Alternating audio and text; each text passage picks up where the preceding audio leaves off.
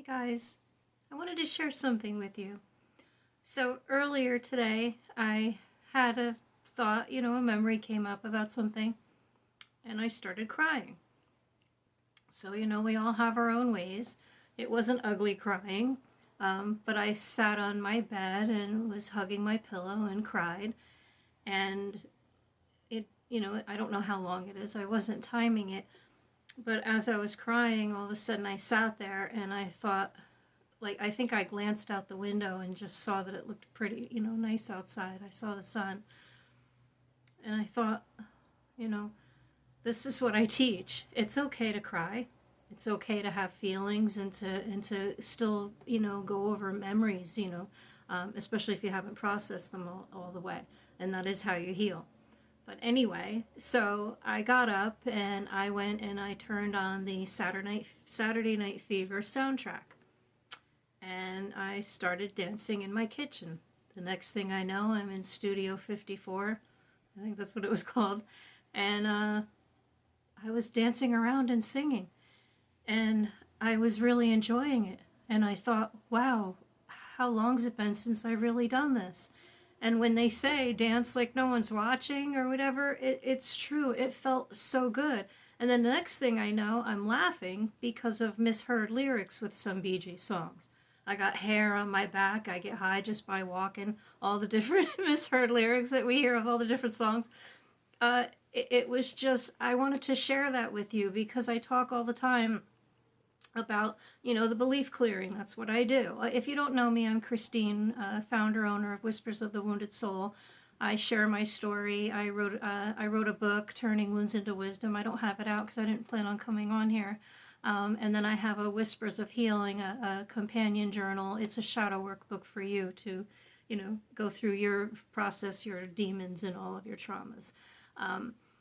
But anyway, that's who I am. And I also I have certifications in belief clearing, hypnosis, and NLP. So I take all of that. And I don't have a certification in tapping, but you don't need one. You could even go and Google tapping. Tapping is amazing for all types of healing. And so I take all of them and all of the tools that I gained in the past 25 years and I share them with you so you don't have to. I can't tell you how many countless webinars and money I had spent, years and years back that I didn't really have trying to fix myself. And that's why I even have the certifications. I was trying to fix me. It wasn't for anyone else. I was trying to fix myself. So what I do is I share my background and my story so that you know where I'm coming from, because it helps if you know that someone lived the same experience as you. And I share so that you don't have to live. I was 58 years old when I finally had my breakdown and started using those tools that I've been carrying around for years. It was 2021, I believe, when I got my certification for belief clearing, and I sat here for how many years later talking down to myself and putting myself down. We're our own worst critics. And what it comes down to is that you have to stand up for yourself, to yourself. And I'm going to say that again. You have to stand up to yourself. You have to stand up to yourself because those thoughts and everything that come in our heads, they're not always even truth. We carry things that we were told or that we heard or, someone said about us or something we thought about ourselves.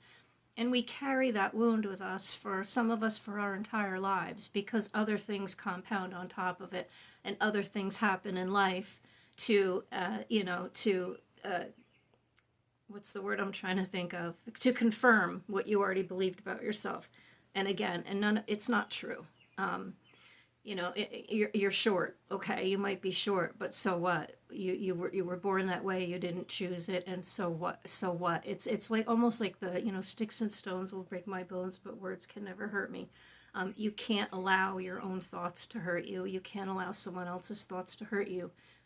They're thoughts, and you have control over what you do in situations and how you react.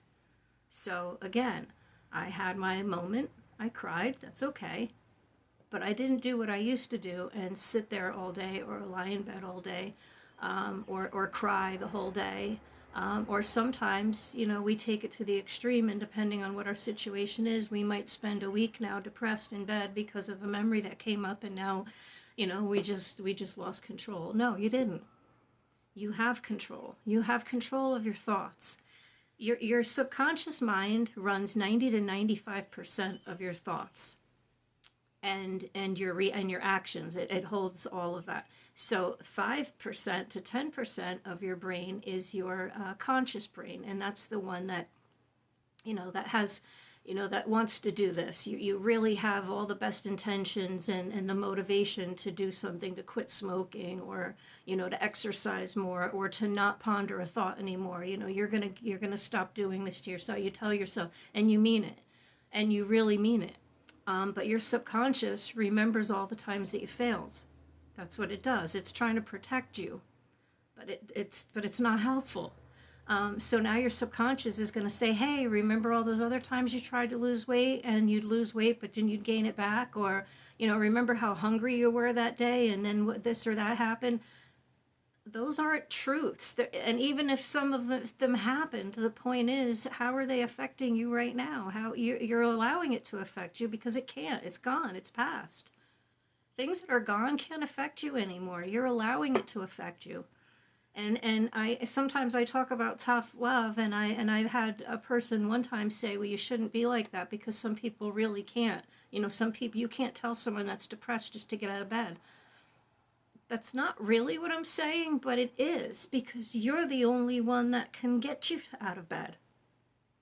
And you don't know that until you become self-aware, mindfulness. And I share that because once you hear that and know that and learn about mindfulness, you can't unknow it.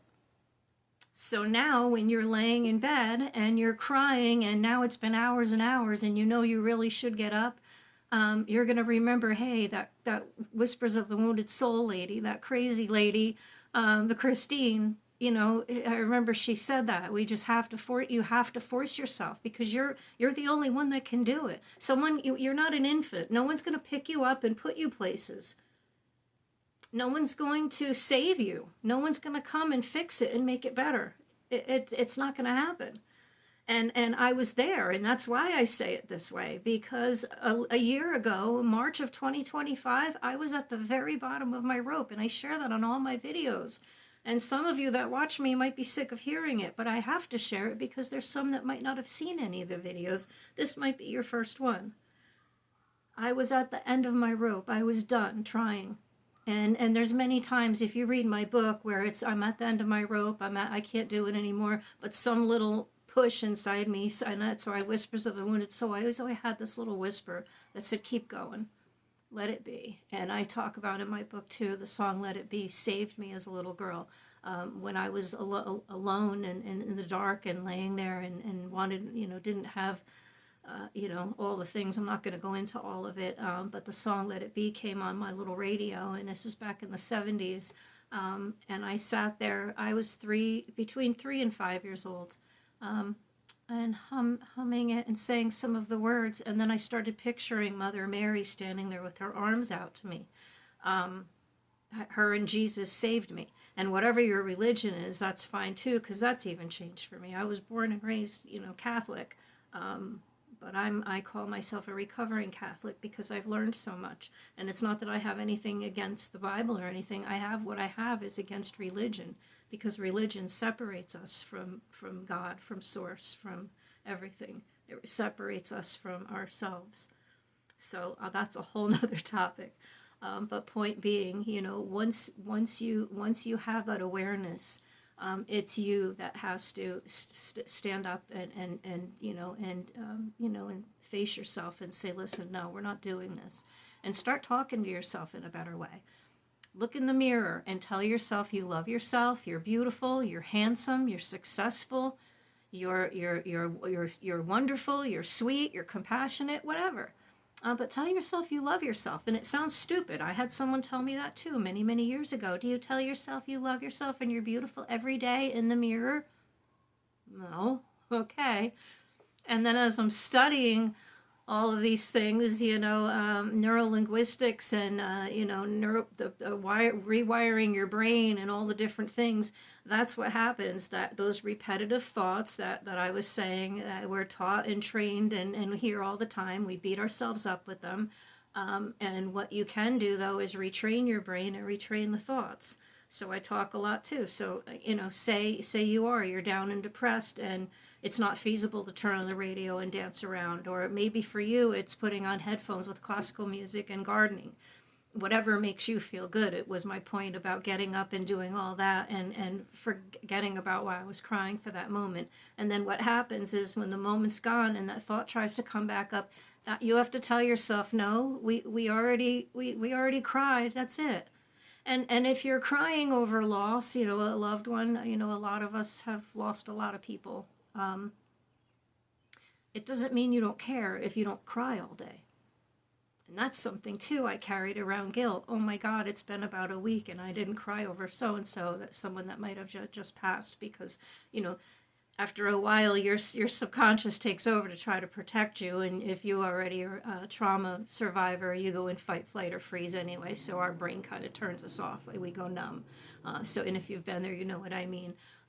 But yeah, it's okay to not cry. It's okay to have fun and enjoy yourself. It doesn't mean you didn't love that person. And if it's a thought or a memory or something that happened to you from childhood or from even an adult, some type of relationship or some type of abuse that triggers you, when that trigger comes, think about the thing, the memory, you can't erase your memory. And you can't erase the event that took place. That's gnawing at your brain. But what you can do is react to it differently and take control of the thought. And people have said too, well, how can I just pretend everything's okay? You're not. But I say too, we yesterday's gone, tomorrow's not promised, and an hour from now is not promised, and we all know that. Life happens. So if this might possibly be your last moment, are you going to spend it worrying about that thing that you can't fix right this minute? Or are you going to just sit and dwell? Because that's what I used to do. And that's what I was starting to say. I go all over. So if you follow me, you know. But I don't pretend to be anything. I'm not perfect. I am not a licensed therapist. I'm not any of that. But I went through decades of therapy and almost every medication under the sun. When I took pharmacy college, I was sitting there embarrassed because people are going, oh my God, can you imagine being on that? I didn't tell them, but I was on anything and everything, just trying to get better. Psychiatrist after psychiatrist literally telling me there's nothing else I can do for you. Okay? After the fifth one, I'll never forget the day he sat down and he said, you've tried all these medications. I've tried all of these. I don't know what else to do. I really don't. I'm going to try to send you on to another colleague. And that was when I just gave up and I thought, there's no fixing me. It's over. No medications worked. No therapy works. Now, medications will work if you have, a chemical imbalance. That's different. But, and the medication and the therapy work for a lot of people. But if you have deep, deep, deep trauma wounds, those things aren't going to work, because just talking about those wounds every time you go in and taking the medication isn't getting rid of the beliefs that are going to keep coming up. Unfortunately, they don't teach you in therapy, as far as I know, about self-awareness and about having control of those thoughts. I did have one doctor tell me that he hated the word guilt. He said it's useless because sometimes you're the one walking around with all these feelings and the other person has moved on with their life and they're doing their thing. And it kind of hit me that, that's true. Plus, it doesn't serve any purpose. You sitting around and dwelling on something you didn't do or didn't say isn't going to change it. You can't go back and say it. You can't do it. So why are you going to sit there and do that to yourself? You have control not to. So, tough love. Stand up to yourself. When you're doing something and that nagging thought that doesn't leave you alone, or that person that you constantly think, oh, why do I have to keep even thinking about this person? You're going to keep thinking about them if you continue falling into it. Positive, negative, positive thoughts, negative thoughts. So when that person comes into your head, process what's keeping them in your head. Are you carrying guilt from something that happened in a relationship or friendship or work or job or whatever? Was it something they did to you that you're still carrying? Did you do something to them? Forgiveness, first of all. Forgive them for what they did to you. and you have to for you, and then forgive yourself if you did something to them, and if you do, genuinely, I'm sure you're not a hurtful, horrible person, and you're glad that that person's hurt. And if you're carrying that around, then you might deep down be a good person and you didn't mean for that to happen. Point in all of this is that subconscious part of our brain, our amygdala, is like a, what do I call it? Kind of like a smoke detector. So when you have a smoke detector that's extremely sensitive and it's going off when the toaster's on, that's kind of how the amygdala is after you have been through a lot of trauma. If you have chronic PT, not chronic, CPT, I'm not even going to try because I'm having one of those days, and that's why I was crying earlier. I was down on myself. But anyway, I lost my train of thought now. See, guys, this is what I do. I don't fake having it all together because none of us do. Those people on Facebook and Instagram and what are the other ones on TikTok and whatever, that their life looks absolutely perfect and they're always happy and singing and their home is perfect and beautiful. Nobody's life is perfect. They're not. It's just not. Everyone has some kind of problems. Everyone has something going on, even the perfect people still have problems, trust me. So nobody else out there is perfect. So don't judge yourself. UPS, they actually beep when they come by. But anyway, yeah, so I wanted to share that with you because, again, I could have spent the day, absorbed in the thoughts that brought me down to cry, but I didn't. I allowed myself to cry. I remembered that I'm a strong person and that I'm successful and all those positive things, because I think that's what I was kind of getting at before. If you say negative things to yourself and about others, you're only going to draw negativity, even in the world today. If there's a post that upsets you and it's something political or something this or that and then you go and share it or you go and talk about it, you're just continuing to carry that negative energy. And I used to do it too. I would rant about something that was bothering me. And sometimes I still post about something. You're allowed to have, your own thoughts and feelings and opinions on things, and that's okay to share it. But I mean, if it's something very negative or something violent or something this or that, the more all of that's being shared, the news is the worst thing for us. I turned it off many, many years ago, and it literally helped me tremendously. I don't carry around the kind of anxiety that I did when I watched. I do have a few independent news reporters that I trust, and then I verify, because then another independent news reporter has nothing to do with them, has the same video, has the same information, and what they do is they give you the information and then you do what you want with it. They're not trying to push you to choose sides and all of that, and I hate that, because to me there's no side. That's what I think I was saying before, even with religion.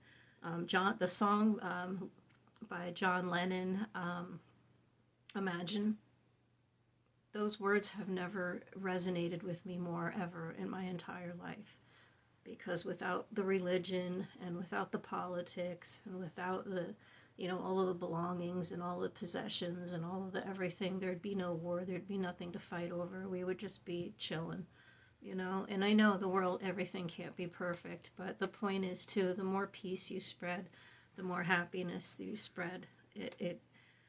I the other day I was getting a prescription, and the lady behind the counter, she always has this wonderful, beautiful smile and is always so friendly, and I told her that. I said, thank you so much for having that beautiful smile and always being so friendly. I really appreciate it. And she said, oh my God, I really appreciate that comment. I really needed to hear that today. So we talked a little bit. I left. I turned around as I looked, and she was smiling, and she already kind of was, but we talked about that. No matter what's going on in your life, when you're out in public, share a smile, because someone might really need that.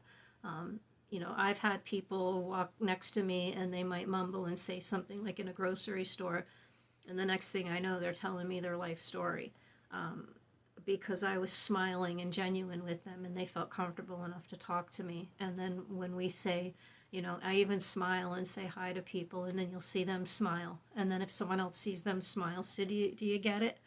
You know, we have to spread peace. We have to spread positivity, and you have to do the same thing for yourself and your thoughts. When the negative thought comes up, I'm not good enough. I'm perfect the way I am. You know, the Creator created me however I am, or whatever you believe. I'm not smart enough.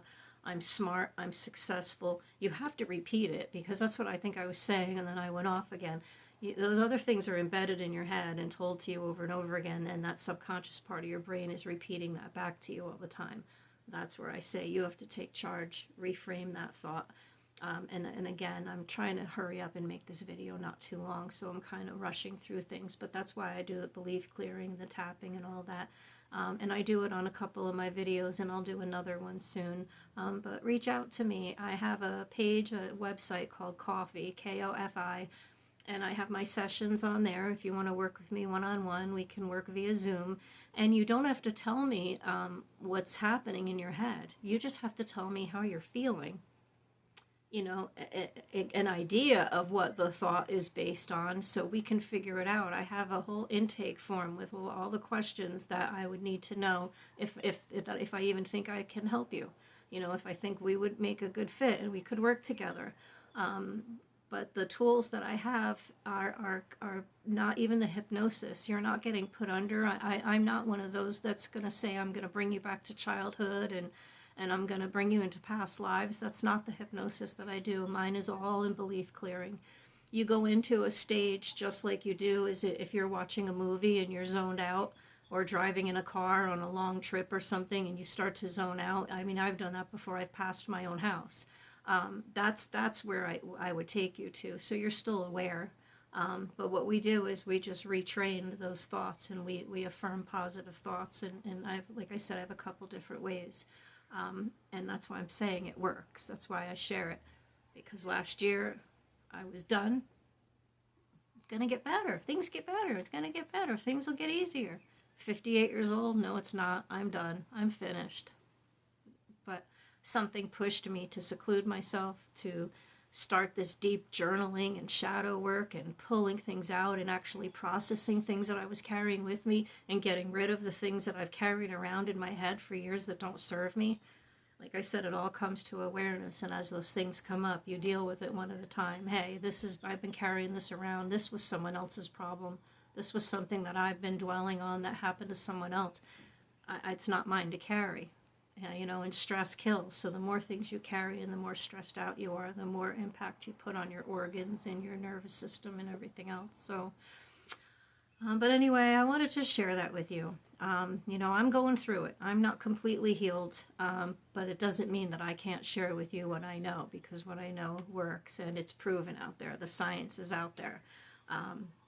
Anything that I talk about, you can go Google yourself. But like I said, I try to save you the time and money and energy of all of those resources, because it's decades of stuff. I was 19 years old when I first got into hypnosis. I'm 59 now. So, all right, guys, have a great day. Make it a great day. It's your choice. Lay around and be miserable and keep repeating the same old things and stay in the same place that you're miserable about being in. Or pick yourself up, go out to your garden, you know, go stand out in the grass, hug a tree, play a game with your grandkids or the neighbors or something, you know, nothing weird, but you know what I mean. You know, just do something that makes you feel fun and happy. All right, have a good day, guys. Thanks for watching and sharing and following.